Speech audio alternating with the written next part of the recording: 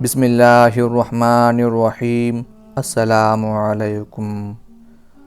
حضور نبی کریم صلی اللہ علیہ وآلہ وسلم ایک سفر سے واپس آ رہے تھے۔ ایک جگہ آپ نے پڑاؤ ڈالا۔ قریب ہی ایک بستی میں ایک عورت تھی جس کا تنور تھا۔ اس نے لشکر کی روٹیاں بھی پکائیں۔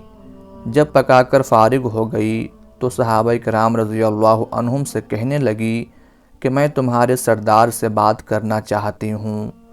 صحابہ کرام رضی اللہ عنہم اسے نبی کریم صلی اللہ علیہ وآلہ وسلم کے پاس لے آئے۔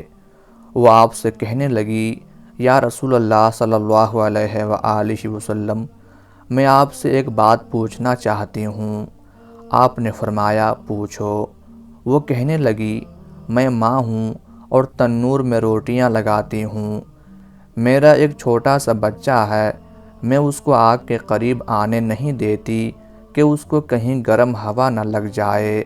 خود آگ میں ڈبکیاں لگاتی ہوں روٹی لگانے اور نکالنے کے لیے، لیکن میں اپنے بچے کو گرم ہوا کا لگنا بھی پسند نہیں کرتی۔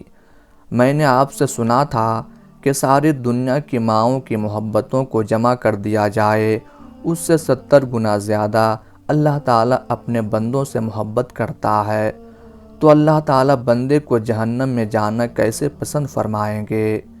حدیث پاک میں آتا ہے، جس کا مفہوم ہے کہ نبی کریم صلی اللہ علیہ وآلہ وسلم نے یہ بات سن کر سر جھکایا اور آپ کی مبارک آنکھوں میں آنسو آنے لگے۔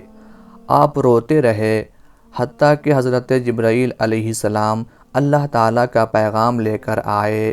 میرے محبوب، اس عورت کو بتا دیں، اللہ نے ان پر ظلم نہیں کیا، انہوں نے اپنی جانوں پر خود ظلم کیا، انہوں نے اپنے پاؤں پر خود کلہاڑی ماری، کیونکہ اللہ تو چاہتا ہے کہ یہ بچ جائیں، لیکن یہ لوگ توبہ نہیں کرتے، توبہ کی طرف آتے ہی نہیں، بلکہ اللہ کی ماننے کے بجائے شیطان کی مانتے پھرتے ہیں اور توبہ کو ضائع کرتے ہیں، بھول جاتے ہیں، یہ تو اپنے عمل کی وجہ سے جہنم میں جائیں گے۔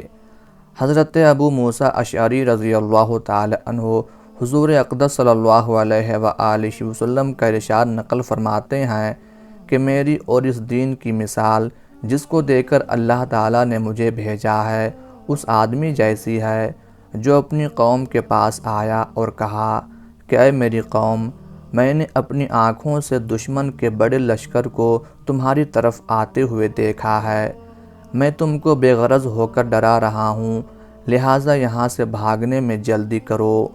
چنانچہ اس کی قوم میں سے کچھ لوگوں نے اس کی بات مان لی اور سرِ شام چل دیے اور آرام سے چلتے رہے اور وہ بچ گئے، اور اس قوم میں سے کچھ لوگوں نے اسے جھوٹ سمجھا اور وہیں ٹھہرے رہے، تو دشمن کے لشکر نے ان پر صبح صبح حملہ کر کے ہلاک کر دیا اور ان کو بالکل ختم کر دیا۔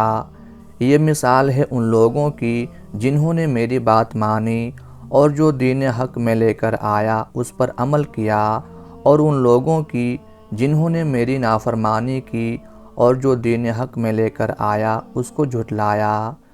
حضرت ابو ہریرہ رضی اللہ تعالی عنہ حضور اقدس صلی اللہ علیہ وآلہ وسلم کا ارشاد نقل کرتے ہیں کہ میری ساری امت جنت میں داخل ہوگی، لیکن جو انکار کرے گا وہ جنت میں داخل نہیں ہوگا۔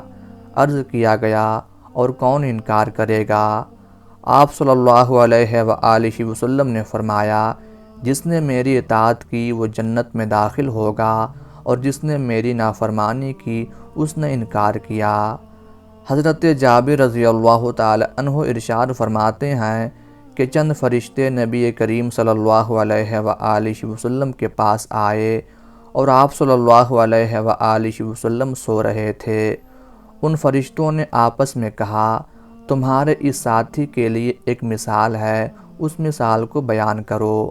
بعض فرشتوں نے کہا، یہ سو رہے ہیں، اور بعض فرشتوں نے کہا کہ ان کی آنکھیں سوتی ہیں اور دل بیدار رہتا ہے۔ تو فرشتوں نے کہا کہ ان کی مثال اس آدمی جیسی ہے کہ جس نے ایک گھر بنایا اور اس گھر میں کھانے کی دعوت کا انتظام کیا اور ایک بلانے والے کو بھیجا۔ تو جس نے اس بلانے والے کی بات نہ مانی، نہ وہ گھر میں داخل ہوا اور نہ اس دعوت میں سے کھایا۔ پھر فرشتوں نے کہا، اس مثال کو ان کے سامنے بیان کرو۔ اس پر بعض فرشتوں نے کہا، یہ تو سو رہے ہیں، اور بعض نے کہا، ان کی آنکھیں سوتی ہیں اور دل بیدار رہتا ہے۔ تب فرشتوں نے یہ مطلب بیان کیا کہ وہ گھر جنت ہے اور بلانے والے محمد صلی اللہ علیہ وآلہ وسلم ہیں، لہٰذا جس نے محمد صلی اللہ علیہ وآلہ وسلم کی اطاعت کی اس نے اللہ کی اطاعت کی، اور جس نے حضرت محمد صلی اللہ علیہ وآلہ وسلم کی نافرمانی کی اس نے اللہ کی نافرمانی کی۔ اور محمد صلی اللہ علیہ وآلہ وسلم کی وجہ سے لوگوں کی دو قسمیں ہو گئیں، جس نے آپ کی بات مانی اس نے اللہ کی مانی اور جنت میں جائے گا، اور جس نے آپ کی نہ مانی اس نے اللہ کی نہ مانی اور وہ جنت میں نہ جائے گا۔